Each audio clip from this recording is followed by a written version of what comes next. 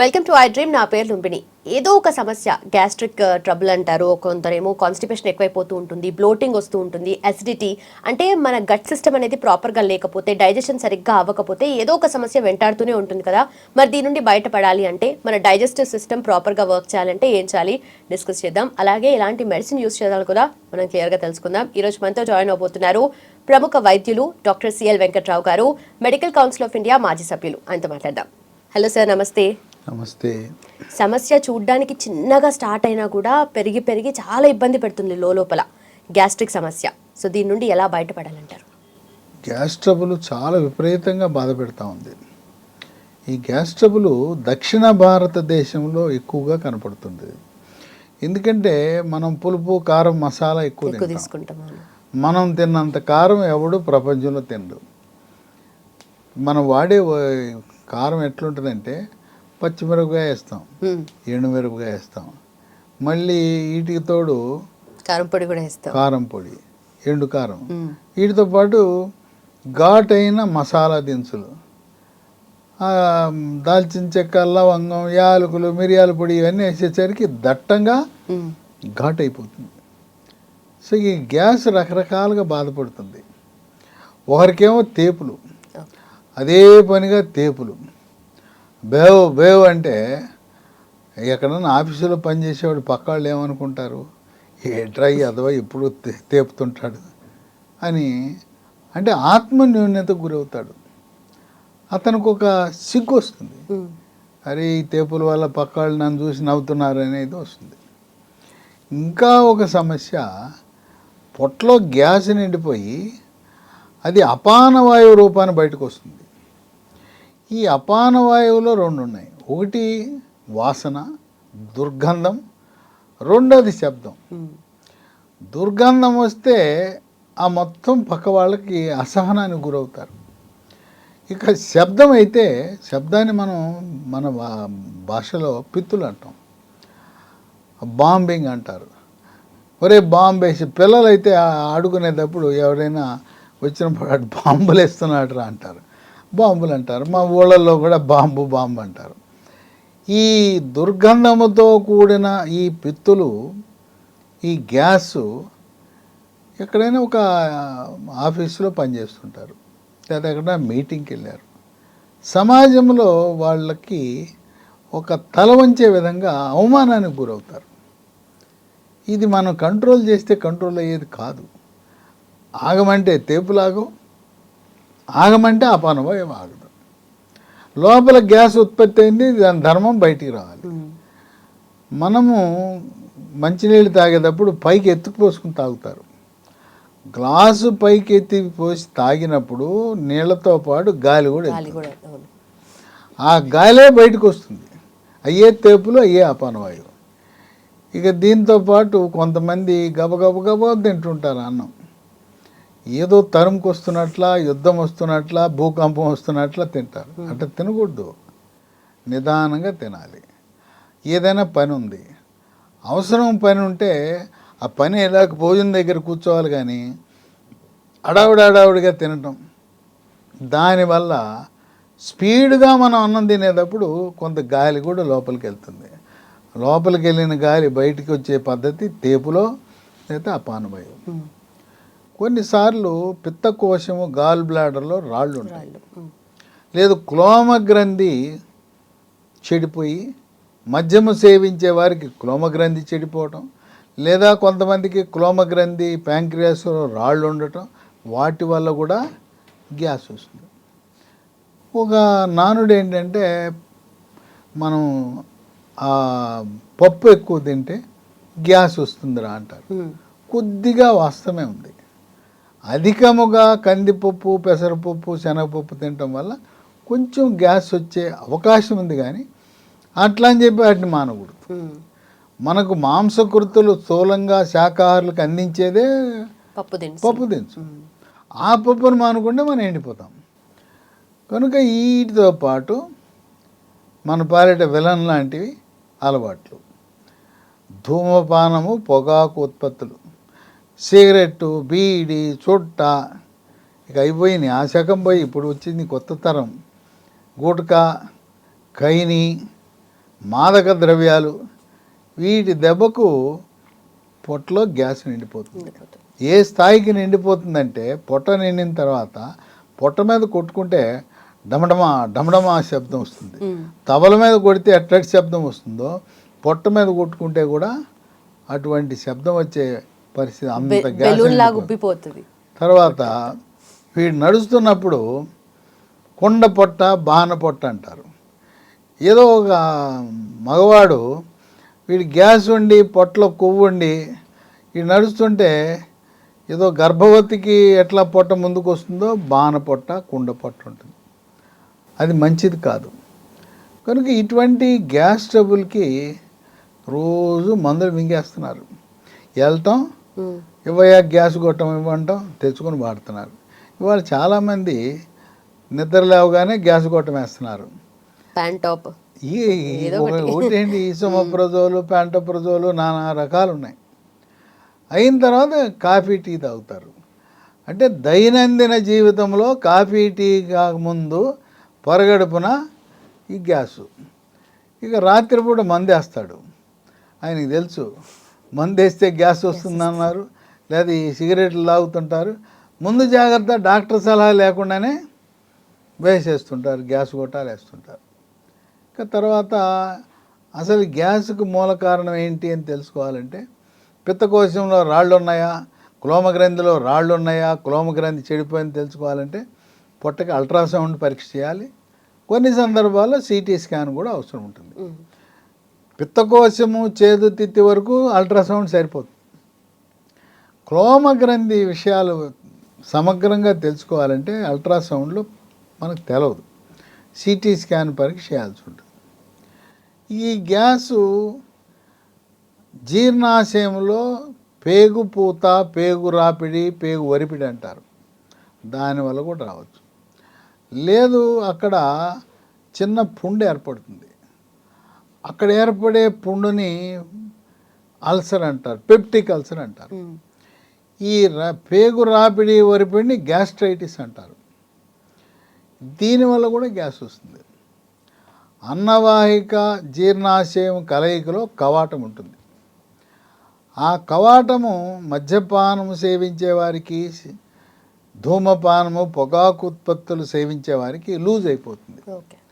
సాధారణంగా ఈ అన్నవాహికలోంచి వెళ్ళిన ఆహారము ద్రవం కానీ ఘనం కానీ కిందకి వెళ్ళాలి. వెనక్కి వచ్చే ప్రయత్నం చేస్తే ఆ కవాటం మూసుకుపోవాలి. టైట్గా బట్టలు వేసుకున్నా, గట్టిగా ఈ బెల్ట్ పెట్టినా, లేదా స్థూలకాయము భారీకాయం ఉన్నా అది లూజ్ అయిపోతుంది. అన్నవాహిక జీర్ణాశయం కలయికలో ఉన్న కవాటము లూజ్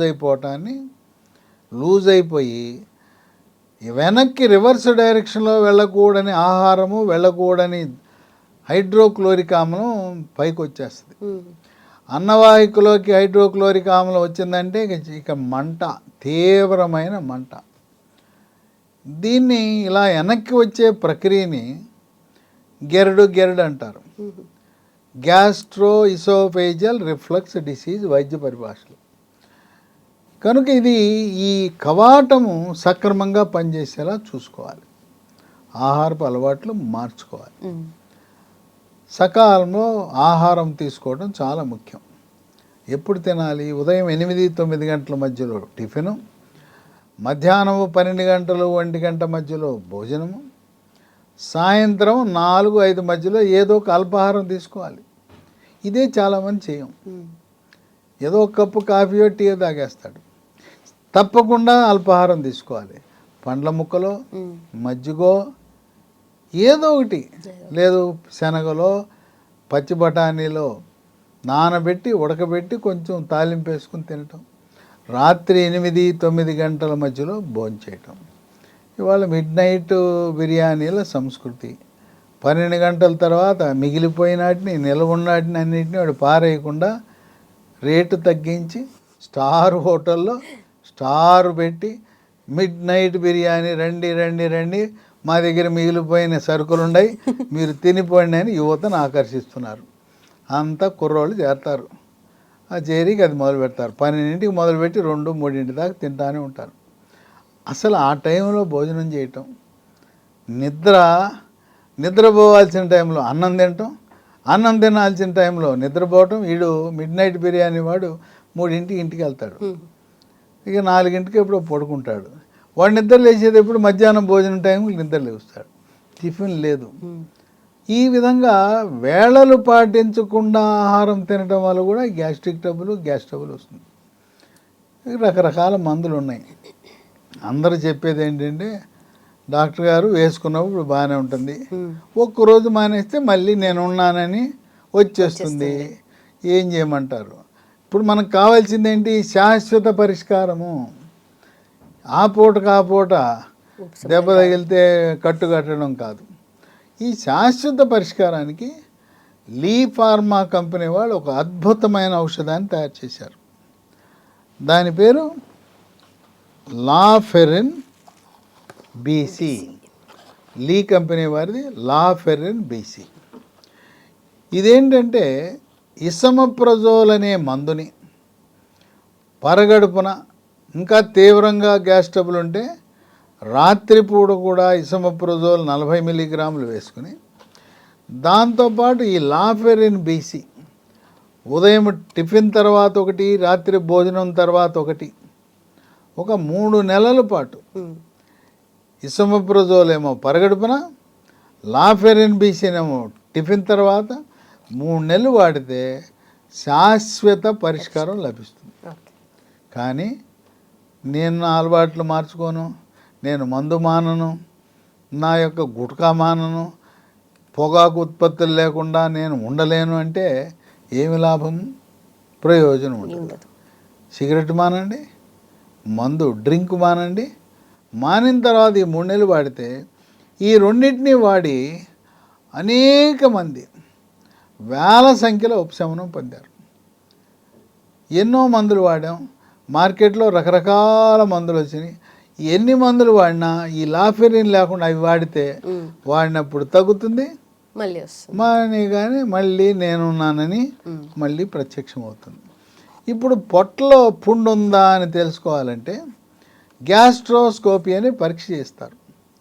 ఇది అందరికీ అవసరం అంటే అవసరంలా. ఇది ఎవరికి అవసరం అంటే 45 ఏళ్ళు 50 ఏళ్ళు దాటిన తర్వాత బరువు తగ్గి క్యాన్సర్ అనుమానం ఉంటే గ్యాస్ట్రోస్కోపీ తప్పనిసరి. లేకపోతే గ్యాస్ట్రోస్కోపీ లేకపోయినా పర్వాలేదు.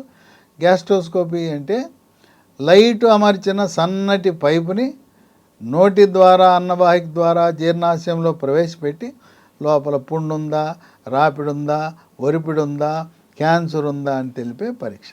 అది అందరికీ అవసరం లేదు, ఇది వాడుకోవచ్చు.